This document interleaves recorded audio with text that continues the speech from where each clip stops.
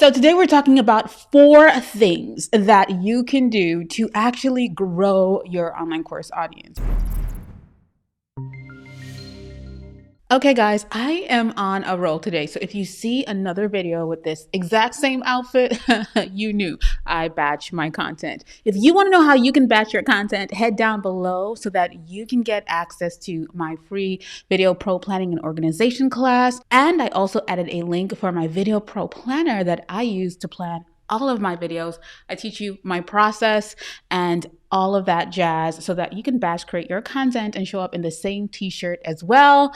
By the way, this t-shirt is from Mess in a Bottle. I absolutely love Kalila. And listen, if you have not checked out Mess in a Bottle just yet, it's a Black business and you should shop with her.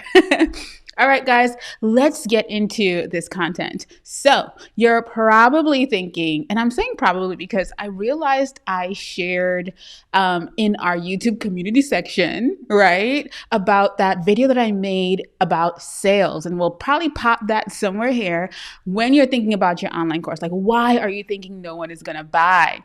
And I shared that and I got a few comments from some amazing people, and we'll pop it somewhere on the screen here, about the fact that you guys are a bit confused about audience when it comes to really, finding that audience that's going to actually buy your online course. So that's what we are talking about today. So today we're talking about 4 things that you can do to actually grow your online course audience, right? So if you have an online course that you are thinking about creating or one that you've created already, this video is going to help you understand what you should be doing when it's time to plan to come up, with selling that online course. Now, when I say online course, guys, you guys know I'm also speaking about digital products. I'm also speaking about, if you have physical products to go with those digital products. If you have a masterclass, a workshop, because I'm an advocate for all and I've done all of them myself. So now listen, there's one more thing. I have a bonus tip at the end of this video that you want to stick around to see or to hear, because I feel like it's just going to pull all of the things that I'm saying today all the way together. So make sure you pay attention to that bonus tip. But the first one we want to talk about today is start positioning yourself as an authority so that you attract the right people. And I don't mean an influencer authority. I don't mean sharing something that is outside of your subject matter for your online course. I'm talking about getting obsessed with the topic that you're teaching on and sharing consistently. Now, I want to also preface this by saying, listen, find a space, one platform, a foundational space, and I recommend YouTube or a blog or a podcast, somewhere where you can create long-form content and really share your voice as it pertains to your subject matter. I want you guys to remember that because this is really important. So many of us want to sell online courses, but we're not saying, hey, I am the person to help you. This is how I can help. This is what I share about. This is what I talk about. This is where my expertise lays. We don't necessarily know that. Some of you watching, if I go onto your YouTube or to your Instagram, you're not talking consistently about what your online course is about. When you start positioning yourself as an authority, then you start garnering an audience that actually wants to listen to you, and that has the potential to turn into sales. All right. Now, the next thing I want to say that's still connected to that thought process of positioning yourself as an authority, I just want to encourage you to start where you are. That does not mean that you have to be the creme de la creme. You will never be the best person in your industry. There are always going to be people out there that are better than you. What I am encouraging you to do is test. Test is my word for 2022. Right?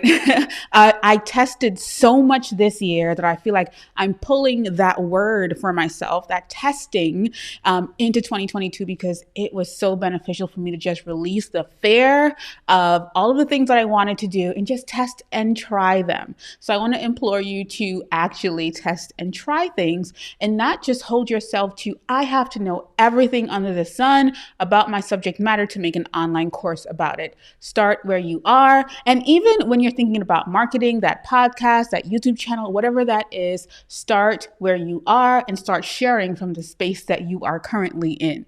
A lot of us are insecure because we don't know things, and We're thinking, well, I can't do anything or say anything or talk about anything until I know everything. You can even start with a mini course if you're just learning something that you would want to start sharing about, or if you've experienced something that you want to start sharing about. The second thing that I want you to do is find groups or places that conversations are happening around your subject matter, right? Finding those conversations are going to be helpful. It's going to help you spark ideas, get creative. How obsessed are you with your industry? How much are you really committed to learning about the industry that you are in? How much are you devouring that industry? You know, a lot of times we don't know what to say when it comes to our subject matter or our topics that we want to create about, because we feel like it all has to come from inside of you.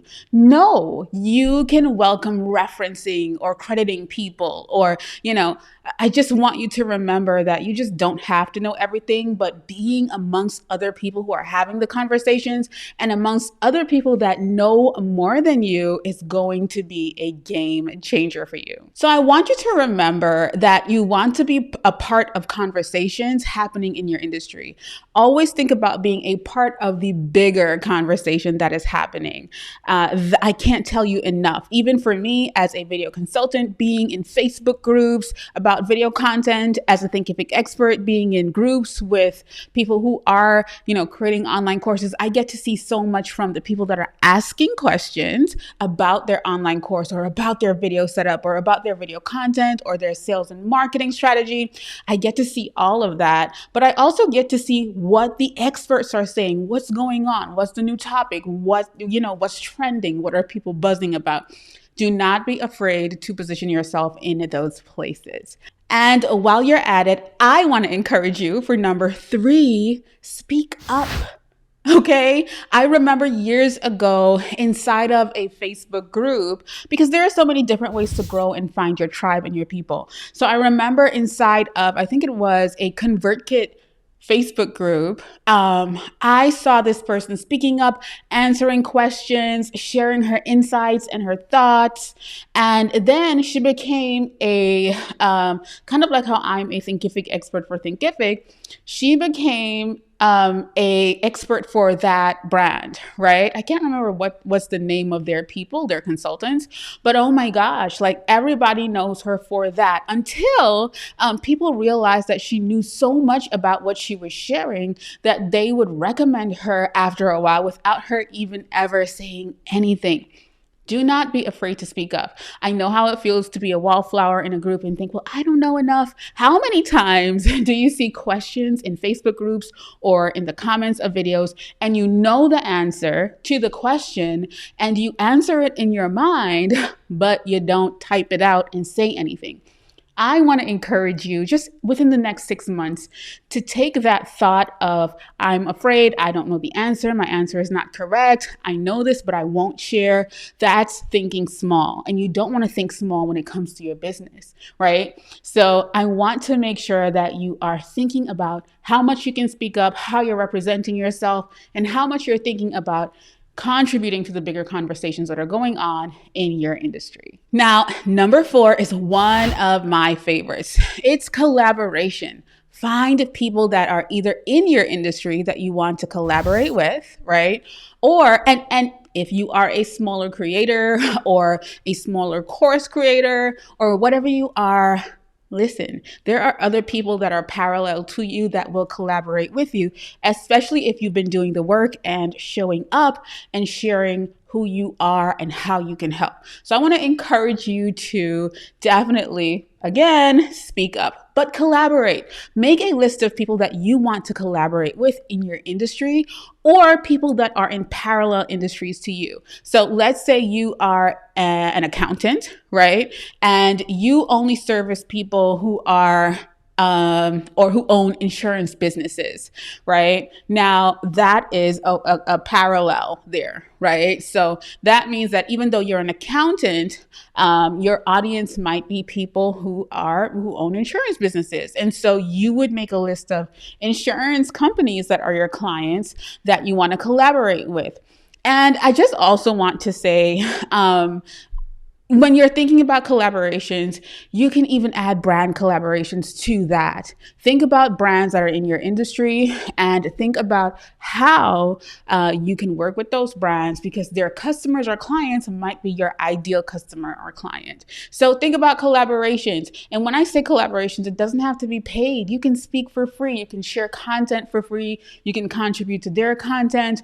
Reach out. I think a lot of people are just afraid to reach out because internally we think we're so small.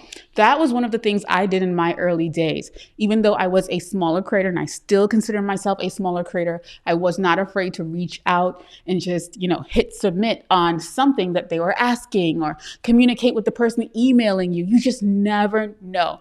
Let me know if you want a video about how you can probably, as a smaller creator, collaborate with brands.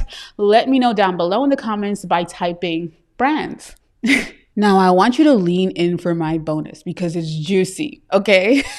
This is something that I always have to remind myself, so much so that I have it on my screensavers and all that jazz because I need that reminder. Understand that the goal that you are trying to be a part of is not only your goal, but it's a bigger goal. It's not only about my video creators that I teach and that I share things with, or my course creators that I help sell their online courses. It's bigger than that. It's about the world. How many people can I share expression with or inspire them to express themselves? What's the trickle down of what you're doing? A lot of times we're thinking about, I'm going to create an online course for my benefit. No, that's the wrong way to think about it. I want you to think about the people that you are impacting, how you're impacting the world, how you're changing the world, how you're helping to change the climate, how you are buckling down in your beliefs and your morals and your values. Like, how are you contributing to the bigger picture of the betterment of the world? So that's my tip. When you're thinking about your online course, stop thinking about it as some little tiny thing. Start thinking about it like your way to change people's lives, to feed people, to help people, to give back, even though you are getting paid for it. That's totally fine because you're getting paid for your knowledge and your expertise. All right, guys, so I hope this video was helpful. And if you are not subscribed just yet, but you've watched this entire video, I implore you to subscribe and let me know what you want to know more about. All right, but thank you guys for watching. I love you. Make sure that you subscribe and hit the like button down below. I'll see you in the next video. Take care.